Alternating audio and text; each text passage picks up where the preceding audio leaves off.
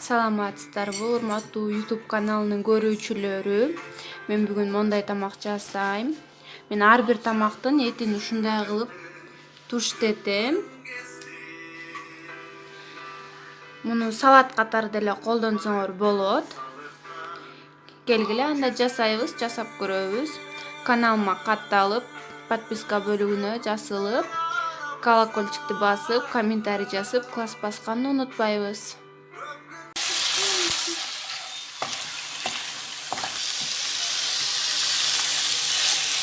Мен тамакка эттерди кандай туштетем, жана курдагыдай кылып кууруп жесеңиздер болот.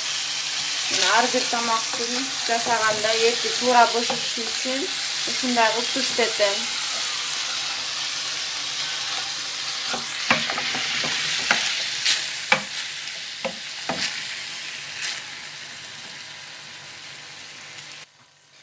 Эттин количествосын өзүңүздөргө карап аласыздар. Мен этим бир аз замороженный болгондуктан майым бир аз муштап кетти. Мен муну 2 эле кишиге кууруп атам. Примерно менде 300-400 грамм эт.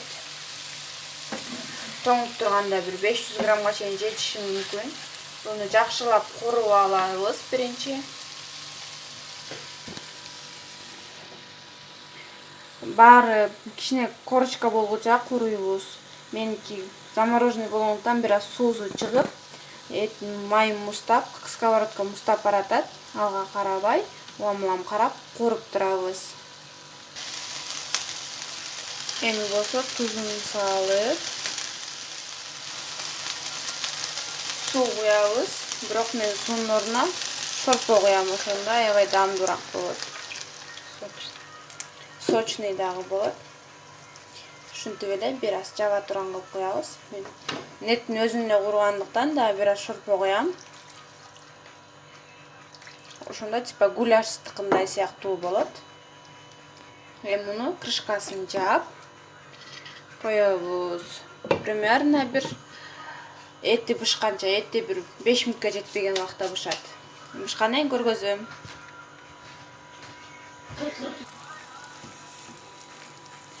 Мынакей. Муну эми оозун ачып эле кайнатып, уже эти бышып калды. Бир аз коюлануу үчүн бир аз ун сээп койсок болот. Соус ошондой аябай коюу болот. Мен дагы бир аз кайнатам, үстүнө ун себем. Чогуу көрөбүз.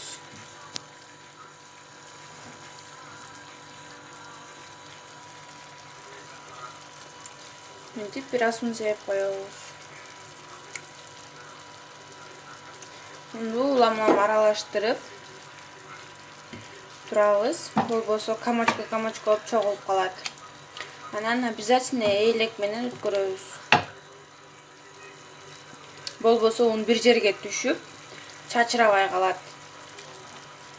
Бул ундун даамы да билинбейт, эчтекеси билинбейт, болгону өзүнүн коюулугун берет.